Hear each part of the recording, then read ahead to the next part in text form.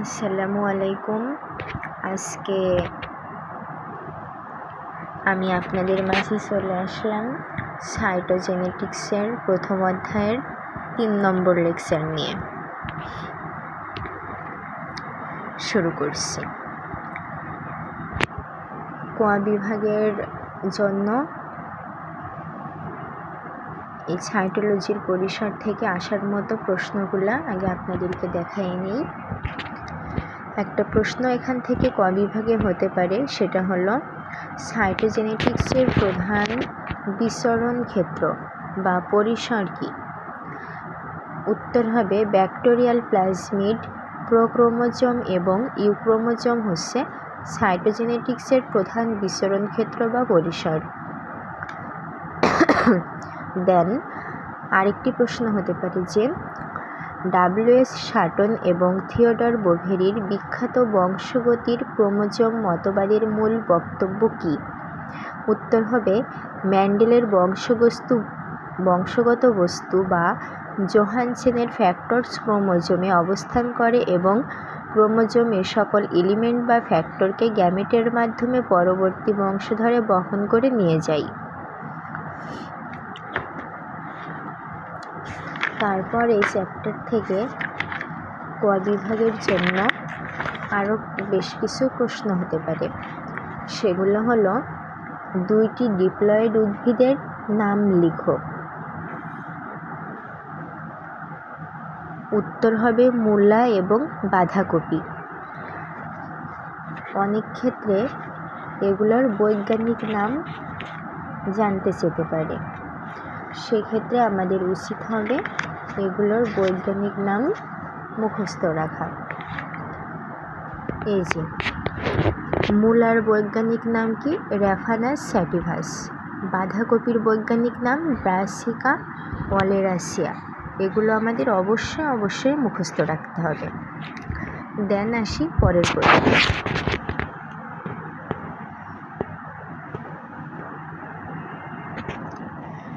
মানবকোষ আবাদ পদ্ধতির প্রবর্তক কে? উত্তর হবে জে.এস. টেজিও এবং এ. লিভান। মানুষের ক্রোমোজোম রঞ্জিত করার ব্র্যান্ডিং টেকনিক কে আবিষ্কার করেন? উত্তর হবে টি. ক্যাসপারসন। কত সালে? 1970 সালে। পরের প্রশ্ন, প্রি-ডু-স্যাট বা লেজেনিয়াস সিন্ড্রোমের আবিষ্কারক কে? জে. লেজিওনিড অল। কত সালে আবিষ্কার করেন? 1963 সালে। দেন আরেকটি প্রশ্ন হতে পারে যে প্রি-ডু-স্যাটের কারণ কি? উত্তর হবে মানুষের 5 নম্বর ক্রোমোজোমের একটা অংশের ডিলেশন।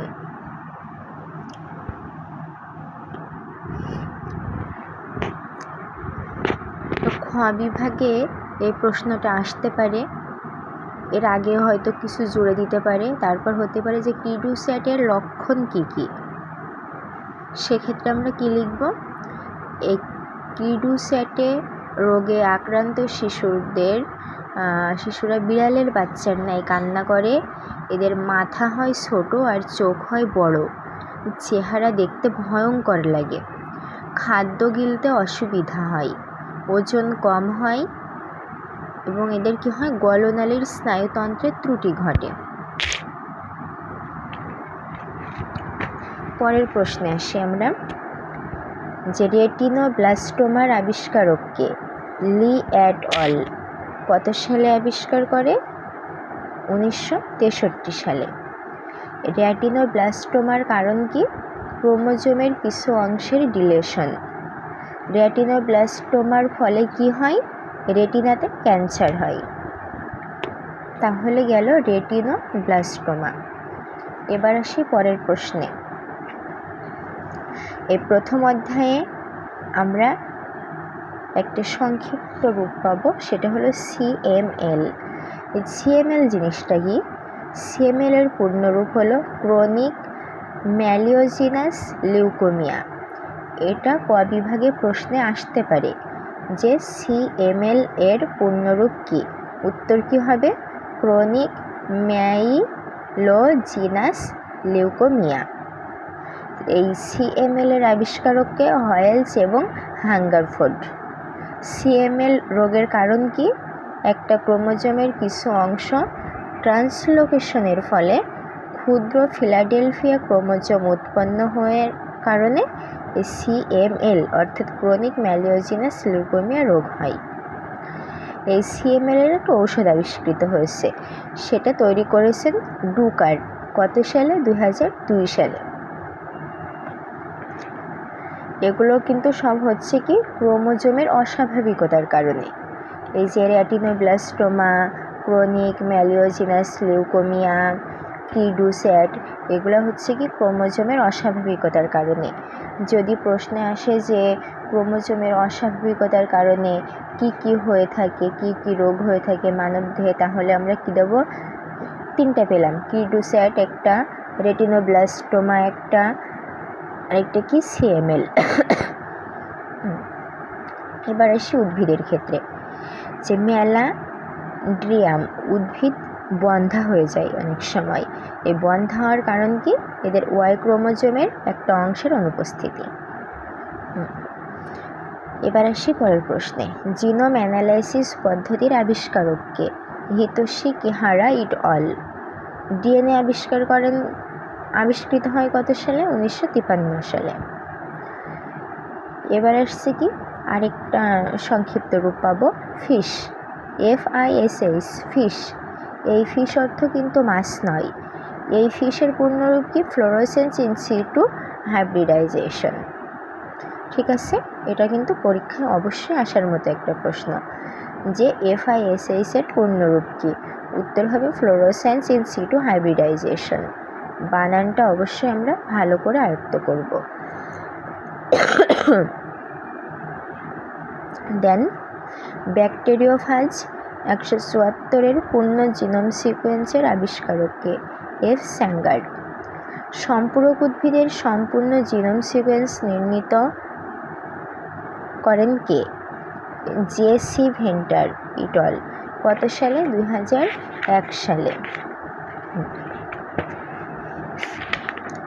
এটা গেল আমাদের সাইটোলজির পরিসর নিয়ে ক বিভাগে আসার মতো যাবতীয় প্রশ্ন। এবারে সাইটোলজির পরিসর থেকে আমাদের খ বিভাগ অথবা গ বিভাগে একটা মাত্র প্রশ্ন হতে পারে, সেটা হলো সাইটোজেনেটিক্সের শাখা প্রশাখা আলোচনা করো। সাইটোলজির শাখা প্রশাখা বর্ণনা করো। এর উত্তর কি হবে আমরা দেখে নিই এক নজরে। সাইটোজেনেটিক্সের শাখা প্রশাখার উত্তর আমরা এভাবে লিখব যে উদ্ভিদ সাইটোজেনেটিক্স, প্রথমে এভাবে লিখব যে সাইটোজেনেটিক্স দুইটা শব্দের সমন্বয়ে গঠিত, সাইটোলজি এবং জেনেটিক্সের সমন্বয়ে গঠিত। এই সাইটোজেনেটিক্সের অনেক শাখা প্রশাখা আছে, যেমন উদ্ভিদ সাইটোজেনেটিক্স, প্রাণী সাইটোজেনেটিক্স, কৃষি সাইটোজেনেটিক্স, মানব সাইটোজেনেটিক্স, ড্রোসোফিলা সাইটোজেনেটিক্স, শৈবাল সাইটোজেনেটিক্স, মৎস্য সাইটোজেনেটিক্স, জিনোম সাইটোজেনেটিক্স, আণবিক সাইটোজেনেটিক্স ইত্যাদি। এরপর নিচে এগুলোর বর্ণনা প্রদান করা হলো বা ব্যাখ্যা দেওয়া হলো। লিখব কি? কৃষি সাইটোজেনেটিক্স। জেডি কার্পেনহেনকো 1928 সালে দুটি ডিপ্লয়েড উদ্ভিদ মূলা, ওই যে মূলার বৈজ্ঞানিক নাম দেখছ, সেজন্য এগুলো জানতে হবে।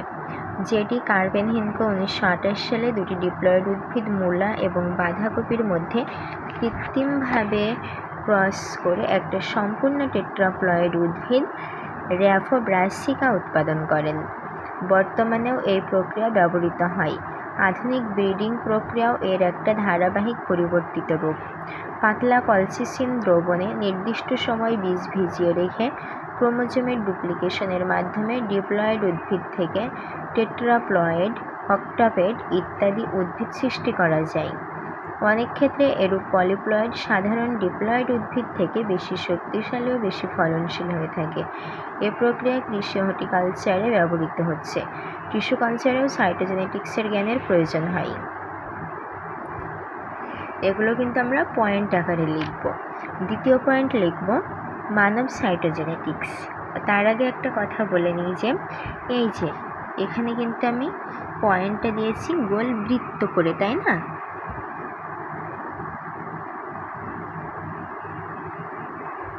এই বৃত্তটাকে সাধারণত বুলেট বলা হয়। এবার আসে মানব সাইটোজেনেটিক্স। বিংশ শতাব্দীর 60-এর দশকে J.H. টিজো এবং A. লিভান কৃত্রিম আবাদ মাধ্যমে মানব কোষ আবাদ পদ্ধতি উদ্ভাবন করেন। এ সময় থেকে মানব সাইটোজেনেটিক্সের কাজ শুরু হয়। টি ক্যাসপারসন 1970 সালে মানুষের ক্রোমোজোম রঞ্জিত করার ব্যান্ডিং টেকনিক প্রচলন করেন। এর থেকে শুরু হয় মানুষের ক্লিনিক্যাল সাইটোজেনেটিক্স। একইভাবে স্তন্যপায়ী জীবের ও অন্যান্য অনেক জীবের আণবিক সাইটোজেনেটিক্স শাখার উদ্ভব ঘটে।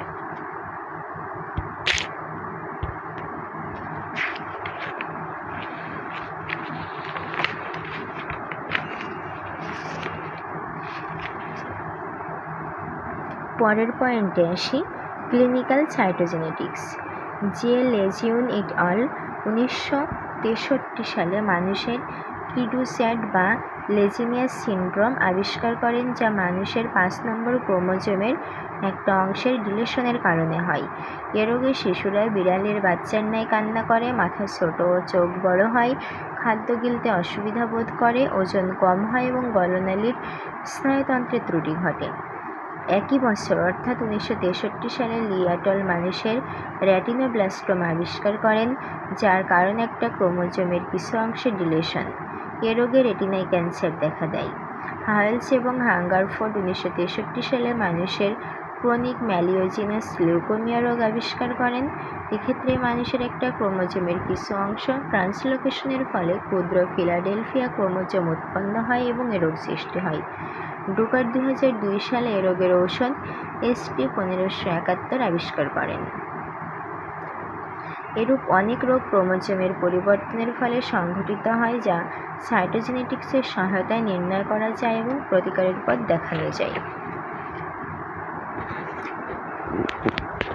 পরের পয়েন্টে আসি, অভিব্যক্তিমূলক সাইটোজেনেটিক্স। হিতোশি কিহারা ইট অল 1030-এর দশকে জিনোম অ্যানালাইসিস পদ্ধতি আবিষ্কার করেন। তখন থেকে আবাদি উদ্ভিদ ও প্রাণীর প্রজননে এ পদ্ধতি ব্যবহৃত হয়ে আসছে। তারপরে বিবর্তন প্রক্রিয়ায় সাইটোজেনেটিক্স। প্রাকৃতিক জীবের বিবর্তন প্রক্রিয়া অনুসন্ধানে এ প্রক্রিয়া ব্যবহৃত হয়ে থাকে। ক্রোমোজোমের গঠনগত ও সংখ্যাগত পরিবর্তন জীবের বিবর্তনে যে অত্যন্ত গুরুত্বপূর্ণ ভূমিকা পালন করে, তা সাইটোজেনেটিক্সের মাধ্যমে জানা সম্ভব হচ্ছে। পরের পয়েন্ট, মলিকুলার বা আণবিক সাইটোজেনেটিক্স। 1553 খ্রিস্টাব্দে ডিএনএ গঠন আবিষ্কারের পর বংশগতির পাশাপাশি আণবিক সাইটোজেনেটিক্সের জয়যাত্রা শুরু হয়। ফলে ক্রোমোজোমের সূক্ষ্ম গঠন সহ আণবিক গঠনের বিভিন্ন দিক ও অন্যান্য অনেক বিষয় জানা সম্ভব হয়। জিনোমিক সাইটোজেনেটিক্স।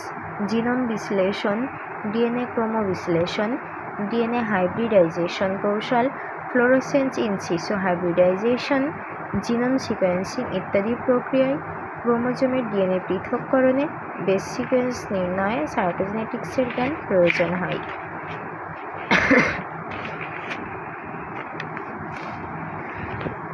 শেষ পয়েন্টে আসি, অন্যান্য। মানুষের পিতৃত্ব মাতৃত্ব নির্ণয়, দুর্ঘটনায় বিকৃত দেহ শনাক্তকরণ, অপরাধী শনাক্তকরণ ইত্যাদি কাজে ক্রোমোজোমের ডিএনএ ফিঙ্গারপ্রিন্টিং বা ডিএনএ প্রোফাইলিং প্রক্রিয়ার প্রয়োজন হয়। এ কাজের জন্য সাইটোজেনেটিক্সের জ্ঞানের প্রয়োজন হয়। এ সকল শাখা প্রশাখা চর্চার ফলে সাইটোজেনেটিক্সের পরিসর ব্যাপক হারে বৃদ্ধি পেয়েছে। ধন্যবাদ সবাইকে। আজকে এ পর্যন্তই। আবার আসছি পরবর্তীতে পরের পার্ট নিয়ে। সে পর্যন্ত আপনারা সবাই ভালো থাকবেন, সুস্থ থাকবেন। আল্লাহ হাফেজ।